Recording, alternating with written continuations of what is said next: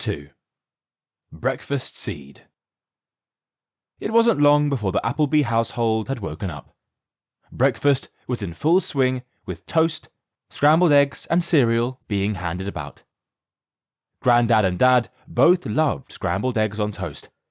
Dad liked his covered in lashings of ketchup, whereas Grandad covered his in brown sauce. Once a month, Grandad would have a terribly smelly, smoked kipper, and Alice would have to hold her nose to keep the stench out. Grandma liked cereal with lashings of milk on her wheat biscuits, rice snaps or cornflakes, and Mum liked toast with jam. Alice liked to mix it up. Sometimes she'd have egg, but other times it might be one of the cereals, or maybe toast and jam. However, she would never have kipper. Pong-ee!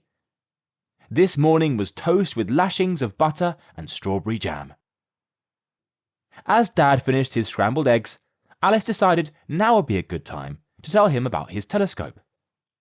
"Grandad, I went out to get your telescope from the garden this morning, and when I looked through it, I saw a person looking back at me from the house on the hill." "The house on the hill?" asked Mum. Then Grandma spoke.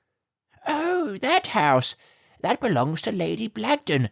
She's a terrible woman, only after money and power. She thinks everyone else is beneath her. She even thinks she should be queen. Her family used to own all the land around here, but they have long since sold it. For years, Lady Blagden has been trying to get everyone to pay her money for living here. She's bad news. Just make sure you stay away from her, Alice." Grandad piped up. "Well, thank you for trying to rescue my telescope, Alice. I'll have to fetch it in after breakfast." Everyone sat quietly for a moment, eating breakfast. Dad had already finished his, and began to sort through the morning mail. "Alice, it looks like you have a package," said Dad, handing it to her across the breakfast table. "A package? Who could that be from?" thought Alice. "It looks like your Auntie Kimberly's handwriting," said Mum. They all watched with interest as Alice gently tore the top of the package. In it was a little notebook and a card. As Alice opened the card, a little folded paper packet slid out onto the table. On it was written Kirkham's Bum Blaster Super Seed. Alice began to read the handwritten card from Auntie Kimberly. "Dear Alice, I'm sorry I've not been able to visit. I'm writing to you from the deepest depths of the Peruvian jungle. I'm on an expedition to find rare and exotic plants. We've come across a new type of chili plant with extraordinary powers. Local tribal elders swear by them as a method of supreme transport. The Kirkham's chili seeds are incredibly rare, but they have special qualities that make them super.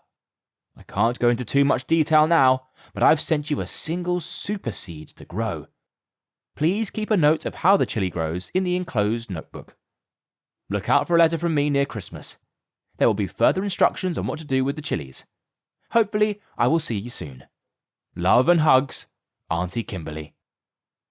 Alice held up the paper packet, and through the morning sunlight, she could see the faint outline of a single, tiny seed. Mum took the card and read it to herself. "A super seed? We can find a pot and plant it together later." Alice nodded in agreement, crunching on the last of her toast and jam. After breakfast had been cleared away, Alice put on her sparkling pink wellies and went into the garden to pick out a little clay pot from a pile of unused pots behind the shed. Mum carried in half a bag of compost and laid it on the kitchen table. Together, they planted the single Kirkham's Bum Blaster Super Seed.